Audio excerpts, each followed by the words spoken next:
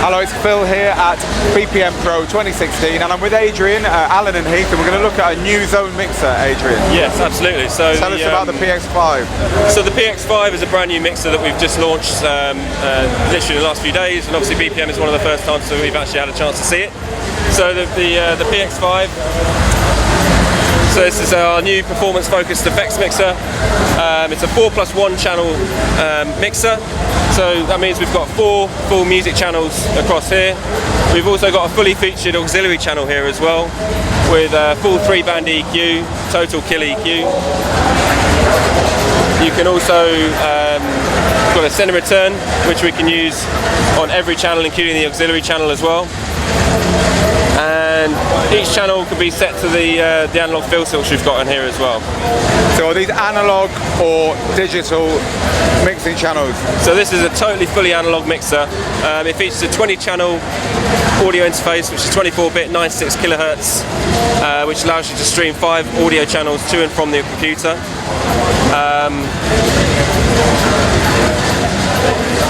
We've also got a newly designed Xone effects engine down here, and again the focus here really is about making this as intuitive and easy to use as possible. So it's a very familiar layout, and again with the option to kind of go deeper with it if you so wish. But you know, essentially, you know, when we were designing this product, it was really about being able to just jump onto the mixer, and regardless of whether you use one or not, just being able to just get straight onto it and use it straight away.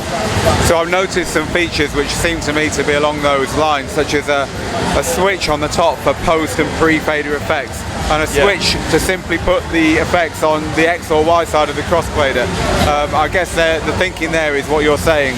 It's putting some commonly tweakable features right on the front panel, saving you having to go into a config panel or so-and-so to find those things. Yeah, absolutely. I mean, we took a lot of feedback from the DB series of mixer, which, you know, for a lot of people were, you know, quite a deep product, and you know, you could really customize and fine-tune everything in there, which for some users was a dream come true.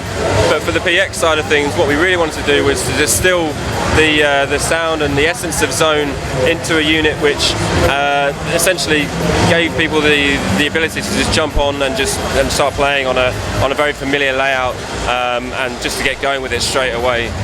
Now, for people who are used to seeing you know, a 1-knob filter under each channel, it's done a bit differently here. Maybe you can talk us through the filter section, point out what the knobs and buttons are doing there for people who haven't seen this kind of filter before. Yeah, absolutely. So the Xone really kind of is known for its analog filter. You know, right from the classic Xone 92 and the 62, right through to obviously the PX5 now. So we've got each channel can be routed to the filter, including the external return. So we've got a send and return on this mixer, which I'll touch on a little bit later, but each channel, including the external return, can be routed very easily to the filter. Now that could be one channel, or it could be a multitude of channels routed to this filter. The filter's got 3 separate modes. We've got low pass filter, which filters out everything from the highs down to the lows.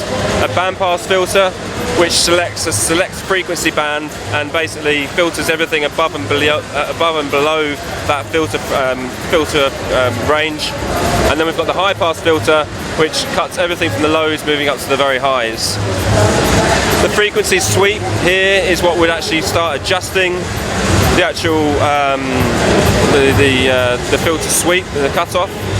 And then we've got this resonance control here as well, which is very mild, right up to a much steeper curve, which will give it a much more resonant and almost self-oscillating kind of sound to it.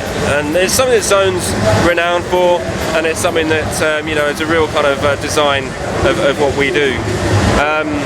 We've got a 3-band total kill EQ on each channel, so that's the 4 main music source channels, but also this fully featured auxiliary channel here as well.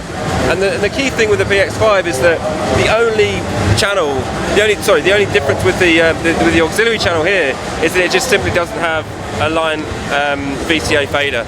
Everything else on here is exactly the same as all the other channels. So with the 3-band EQ, this is a total kill EQ. So when we attenuate each of the low, mid and high frequencies, it's cutting all of those frequencies out. and we feel that when you combine that with our voltage control filter, that's really enough kind of sculpting that we want to be able to control. There's very few DJs are actually using more than one filter at a time. And also on the zone effects section, you notice that we've got this focus control, and the focus control is essentially focusing on what specific frequency those effects are working on. And again, this is more another filtering stage here on there as well. Okay, you were gonna you said a little bit earlier on you're going to tell us a little bit more about the send and returns. Maybe you can tell us what's going on with those. Absolutely. So the send and return, we've got a stereo send and return which on the back here on 1/4 inch RCAs, sorry, 1/4 inch TRS, and in this instance we're actually sending it over to a K-Oscillator Pro.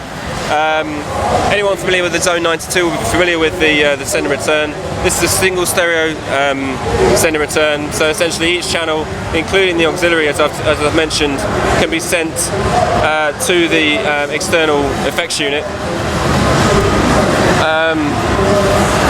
We've also got this internal dual and external effects mode. So what we can do here is we can actually combine the external send and return with the internal zone effects. So essentially you can then start layering the external effects on top of the internal effects as well.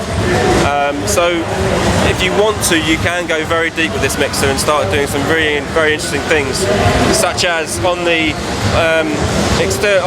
auxiliary channel here, you'll notice that this has also got a send and return. And this will enable you to actually send the effects back into themselves and actually start creating feedback looping and different things there as well. And I'm guessing the auxiliary channel you can plug in a line input, or there's a microphone channel that you can route through there as well. Yeah, so we've got the stereo mic, we've got the balanced XLR mic input on the back here, but we've also got a 1/4 inch TRS input on the back here as well. The idea being is that we're really encouraging people to bring in drum machines or synthesizers, maybe even a guitar, to actually plug into the back of this mixer. We've got a line and high Z input switch on the back here, so what that does is it matches the impedance of legacy hardware, such as if you've got a quirky guitar pedal, you can bring that back in on here and match the impedance levels there as well. But the other unique thing that we've got here is we've worked very hard on designing the Zone Sync engine. And the Zone Sync engine on here, we've got a 5-pin MIDI DIN output on the back, and that can be used to send to external sequencers, drum machines, synthesizers. So this is picking up the BPM from anything that you've got in there, and then feeding it out as a MIDI signal that can synchronize external stuff. Exactly. It can also be sent and received on the USB input and output as well.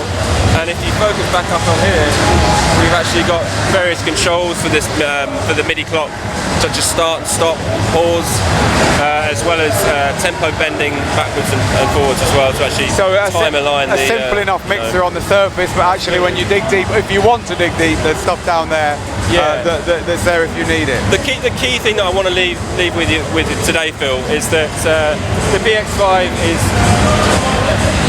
it's a 4+1 channel mixer, performance focused effects mixer with a 20 channel sound card for integrating with things like Traktor and Serato or Ableton Live or anything like that. Come along, plug in a drum machine, an external guitar pedal as well, and use it in a familiar way that you'd feel comfortable at home using it.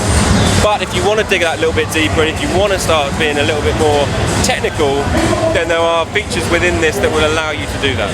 Awesome. And that's really what the key thing when we were designing this mixer that we really wanted to make sure that people got something. Brilliant. So the Zone PX5 here at BPM 2016. Thank you very much, Adrian. No, you're very welcome. No problem. Thank you very much.